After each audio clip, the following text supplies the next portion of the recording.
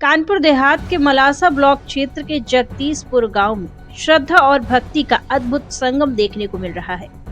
गांव के निवासी राजेंद्र सिंह द्वारा अपने परिवार की उन्नति और संतानों की मनोकामना पूर्ति के लिए 7 दिवसीय श्रीमद् भागवत कथा का आयोजन कराया गया है।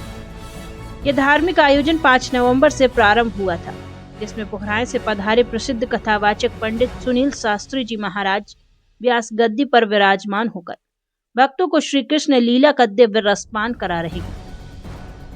कथा के छठे दिन पंडित सुनील शास्त्री ने गोवर्धन पूजा, कालिया नाग मर्दन और माखन चोरी लीला का जीवंत वर्णन कर भक्तों को भक्ति भाव में सराबोर कर दिया। कथा पांडाल में बैठे श्रद्धालु झूम उठे और राधेश्याम के जय घोष से पूरा वातावरण गूंज उठा। राजेंद्र सिंह और उनकी पत्नी कथा के दौरान परीक्षित की भूमिका में नजर आ रहे हैं। पूरे परिवार ने भक्तिभाव से कथा का आयोजन करते हुए ग्रामीणों को आध्यात्मिक वातावरण से जोड़ा।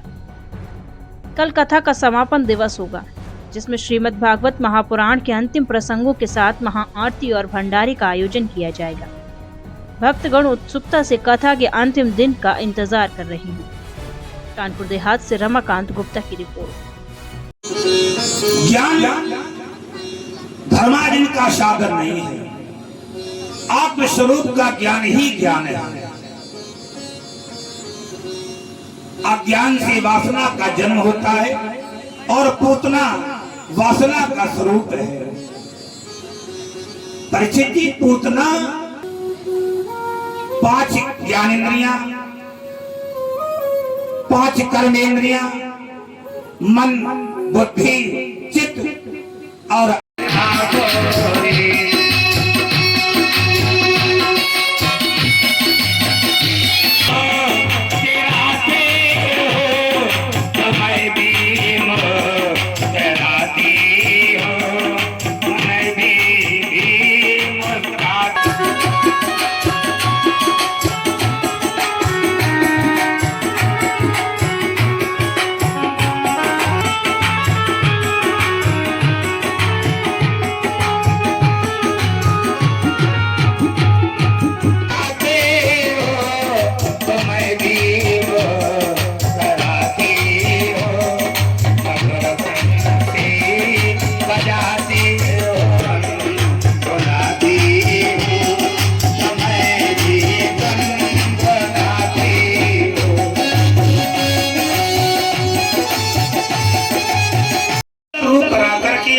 और मुस्कुरा करके बोल रही है।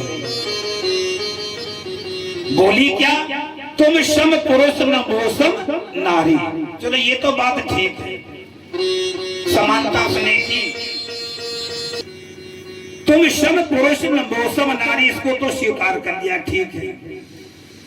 लेकिन ताते अब लग रहे हो कुमारी। बस यहीं पर थोड़ा भ्रम हुआ।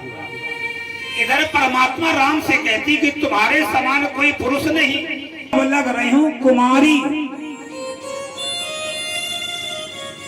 परीक्षित जी, अगर कुमारी है तो नारी नहीं है। इधर क्या कह रही है? तुम सब पुरुष नमोसम नारी। कुमारी तो नारी और कुमारी एक साथ नहीं हो सकती। या तो ये कुमारी है और या फिर ये कह दे कि हम नारी है, लेकिन इसका कुछ संविधान अलग है। ये कह रही हम नारी, तो नारी और कुमारी एक साथ नहीं हो सकते। ये एक साथ दो संबंध कैसे बन सकते हैं?